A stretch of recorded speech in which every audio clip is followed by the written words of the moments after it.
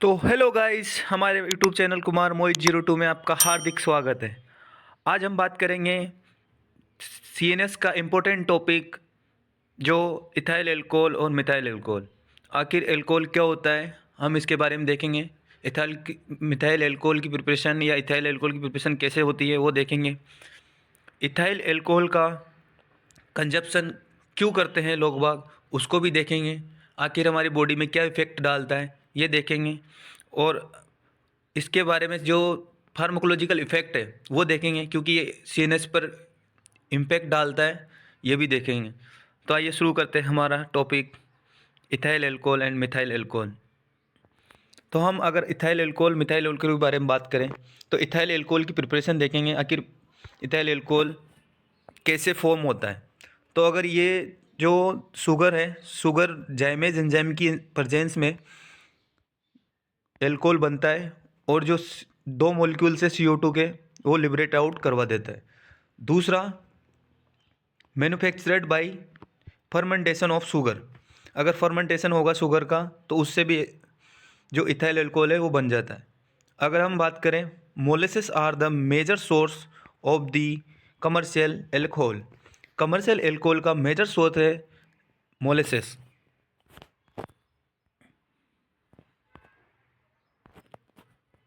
आपने बहुत सारी जगह सुना होगा एब्सोल्यूट एल्कोहल, रेक्टिफाइड एल्कोहल और प्रूफ स्पीड।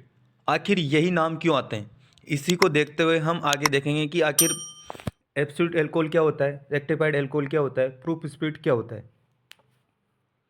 तो हम बात करें एब्सोल्यूट एल्कोहल की, 99% वेट बाय वेट एथेनॉल रहेगा, उसे एब्सोल्यूट एल्कोहल बोलते हैं। अगर रेक्टिफाइड एल्कोहल के बारे में बात करें तो 90% वेट बाय वेट एथेनॉल रहेगा, उसे रेक्टिफाइड एल्कोहल बोला जाएगा। प्रूफ स्पीड, जो 100% प्रूफ स्पीड होगा, उसमें 49.29 वेट बाय वेट और 57.1 वॉल्यूम बाय वॉल्यूम एल्कोहल रहेगा, उसे प्रूफ स्पीड बोलेंगे। आपने देखा होगा कि एक रहता है एथेनॉल, एक रहता है मेथनॉल। बहुत बहुत सारी जगह आपने सुना होगा कि अगर कोई बंदा एल्कोहल लेता है तो उसे एल्कोहल लेते हुए ब्लाइंडनेस हो सकती है और मौत भी हो जाती है।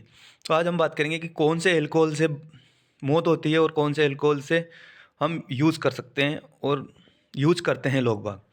तो ethanol, ethanol is the alcohol found in beverage industry. जो बेवरेज इंडस्ट्री रहती है उसमें एल्कोहल, एथेनॉल एल्कोहल मिलता है। Ethanol is produce by fermentation of sugar bye east. Ethanol produce होगा फर्मेंटेशन ऑफ शुगर, फर्मेंटेड होगा शुगर बाय ईस्ट। ईस्ट के द्वारा शुगर फर्मेंटेड होगा, उसके बाद एल्कोहल एथेनॉल बनता है, जिसे हम एल्कोहल बोलते हैं। Ethanol can cause drowsiness can get naturally balanced off. Ethanol क्या करेगा, हमें ड्राइनेस फील करवाएगा और हमारे जो नेचुरली बैलेंस रहता है बॉडी, उसको ख़त्म कर देगा। हम देखेंगे मेथनॉल के बारे में। मेथनॉल क्या होता है, methanol is a highly toxic.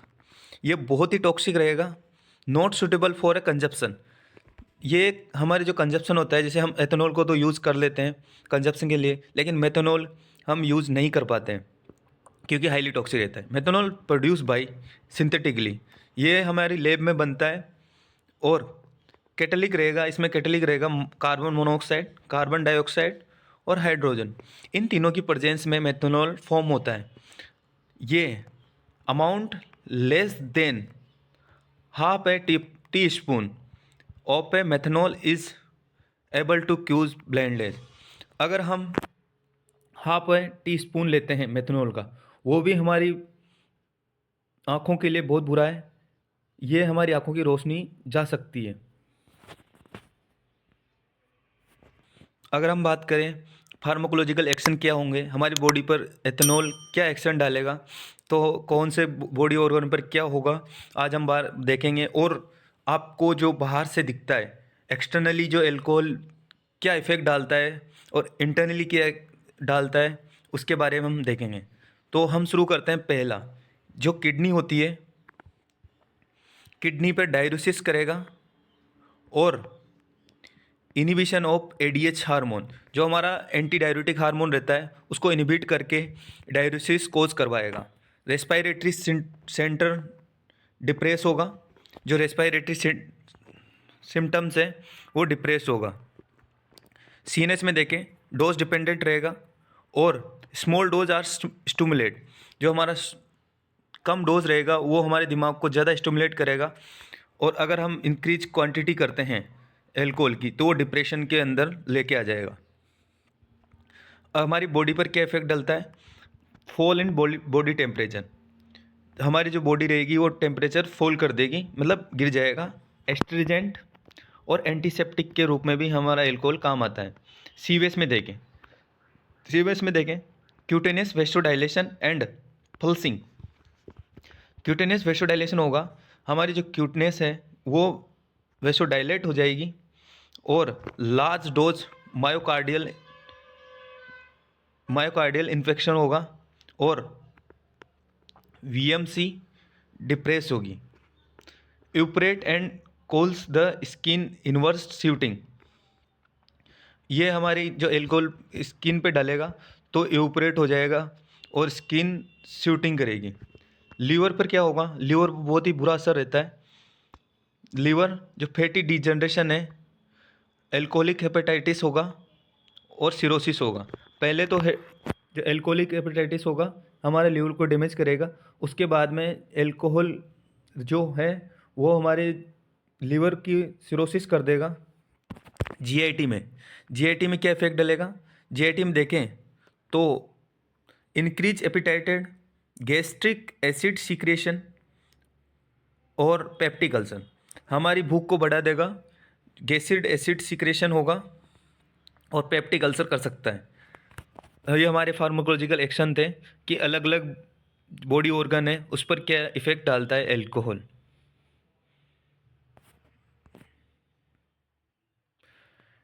Interaction alcohol synergises with antioxidant, antidepressant और antihistaminic hypnotics opioids so that marked CNS depression. Alcohol रहता है वो सिनर्जिस्ट एक्शन देगा। आपने जनरल फार्माकोलॉजी में नाम सुना होगा सिनर्जिस्ट का, मतलब सिनर्जिस्ट 1 and 1 2 की जगह 3 होता है। ये जो एंटी डिप्रेसेंट ड्रग रहेगी, एंटीहिस्टामिनिक ड्रग रहेगी, हाइपोनोटिक ड्रग ऑपोइड्स रहेंगे, वो एक्शन को बढ़ा देगा। Aspirin can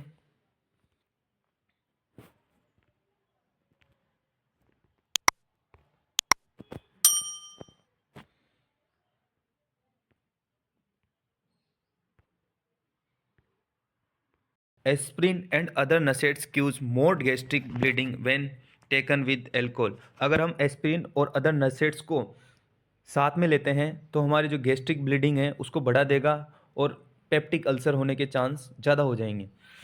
hypoglycaemic action of insulin and sulfonylurea is enhanced by alcohol ingestion. अगर हम एल्कोहल के साथ में इंसुलिन और सल्फोनायूरिया लेते हैं तो वो हमारे जो हाइपोग्लाइसेमिक एक्शन है उसको बढ़ा देगा।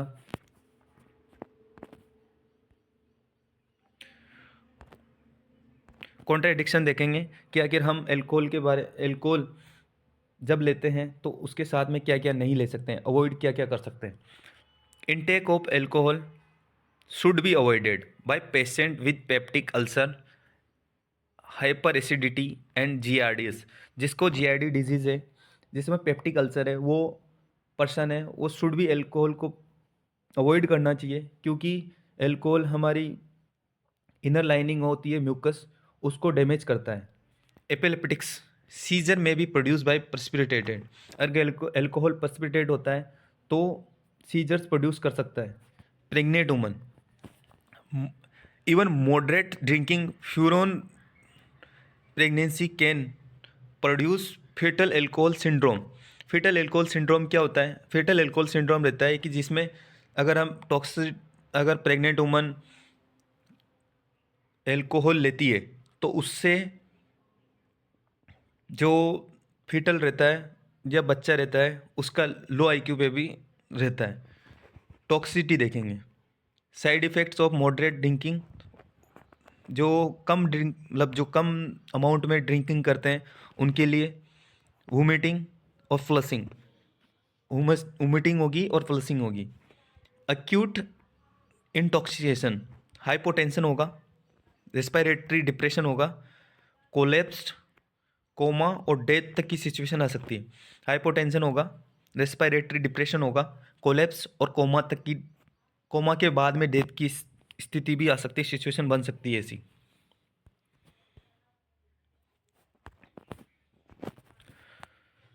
Drug treatment of alcohol intoxication, अगर हम ड्रग ट्रीटमेंट के बारे में देखेंगे, अगर एल्कोहल का टॉक्सिसिटी हो जाती है तो हम कौन सी ड्रग्स यूज कर सकते हैं इसको ट्रीट करने के लिए। Physiological action and medical supportive measures are the needed during the withdrawal and many CNS difference like barbiturates, phenothiazine, chlorohydrate have been used।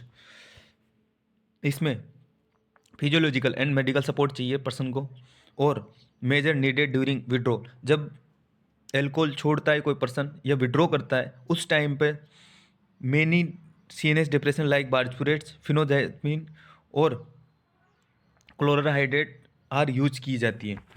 तो इसी को देखेंगे कि बेंजोडाइजेपाम प्रिवेंट द विड्रॉल सिम्टम, जो बेंजोडाइजेपाम रहता है वो विड्रॉल सिम्टम को कम करता है। नेल्ट्रेक्सोन ओपोइड एंटागोनिस्ट रहता है, prevent the relapse of alcoholic form, अगर कोई ओपोइड एंटागोनिस्ट रहता है प्रिवेंट करता है एल्कोहलिक रिलैप्स को। एकम्प्रोसेट NMDA एंटागोनिस्ट रहता है for maintenance therapy, withdrawal symptom रहेगा तो उसको कम करने के लिए मेंटेनेंस थेरेपी रहेगी इसकी। ओंडास्ट्रोन के बारे में देखें तो 5-HT3 antagonist block the action of alcohol. जो 5-HT3 एंटागोनिस्ट रहता है एंडोस्ट्रोन, ये हमारे CTG सेंटर को एक्टिवेट होने से रोकता है। डाइसल्फोराम इनहिबिट द एल्डिहाइड, डाइसल्फोराम नाम सुन के ये लगा होगा कि ये हमारी एक्शन को, तो हम बात कर रहे थे कि आखिर डाइसल्फाम एक्शन कैसे करता है।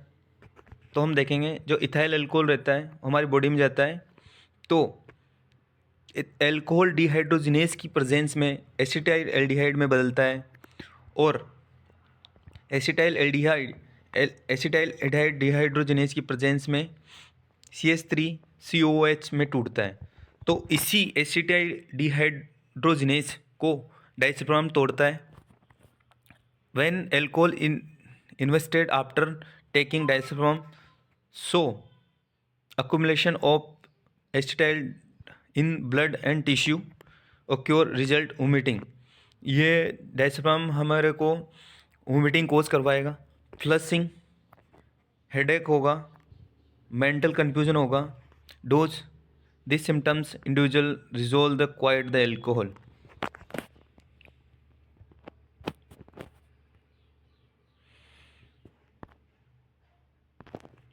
Diazepam also inhibit the dopamine beta hydroxylase and several cytochrome 450 isoenzyme. It product to T half many drug. Diazepam is the given or alcohol follow zero order reactions. Diazepam is the alcohol follows zero order reactions. Metabolism of alcohol follow zero order kinetics. Important points. Drug which gives diazepam like action, cyclic CGMP। इस trick से हम याद करेंगे कि कौन कौन सी डाइसल्फाम like action देती है। सिपापेराजोन,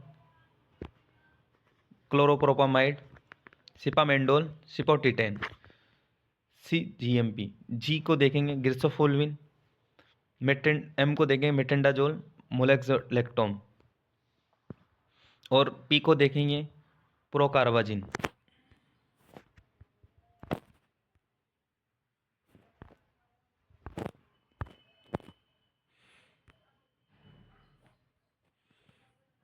मिथाइल एल्कोहल के बारे में बात करेंगे। Methyl alcohol is a highly toxic alcohol, highly toxic रहेगा। It metabolise to form aldehyde by alcohol dehydrogenase and formic acid by acetyl dehydrogenase। ये मेथनॉल रहेगा, हमारी बॉडी में जाएगा, मेटाबोलाइज होगा फॉर्मल्डिहाइड की वजह से में, और एसिड एल्कोहल डिहाइड्रोजनेज बनाएगा formic acid. It accumulation of formic acid when cause toxic effect in methanol poisoning। Methanol रहेगा, एल्कोहल डिहाइड्रोजनेज की प्रेजेंस में फॉर्मल्डिहाइड बनेगा, और एल्डिहाइड डिहाइड्रोजनेज जो फॉर्मिक एसिड बनाएगा वो रेटिनल डैमेज करेगा। Fomepizole is the antidote of methyl alcohol. ये हमारी क्या करेगा, जो एल्कोहल है डिहाइड्रोजनेज उस एंजाइम को इनहिबिट कर देगा, उससे फॉर्मल्डिहाइड नहीं बनेगा और मेथनॉल हमारी बॉडी से एक्सक्रीट आउट हो जाएगा। ये अगर मिथाइल एल्कोहल के बारे में देखें तो मिथाइल एल्कोहल का एक और एंटीडोट है, एंटीडोट नहीं बोल सकते हैं, उसी के जैसा काम करता है एथेनॉल, क्योंकि इथाइल एल्कोहल रहता है वो भी सेम एंजाइम को ही इनहिबिट करता है। तो अगर हम मिथाइल एल्कोहल की टॉक्सिसिटी होती है तो हम ethyl alcohol as a antidote ले सकते हैं।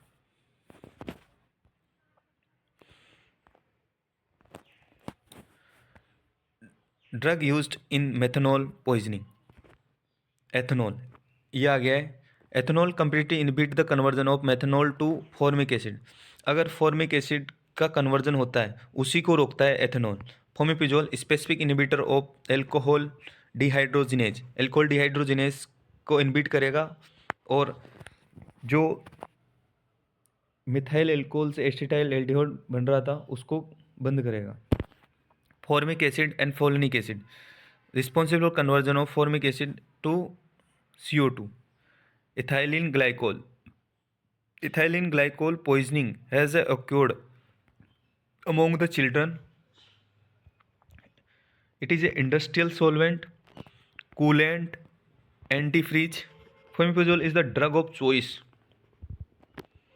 Fomepizole is a drug of choice for methanol poisoning।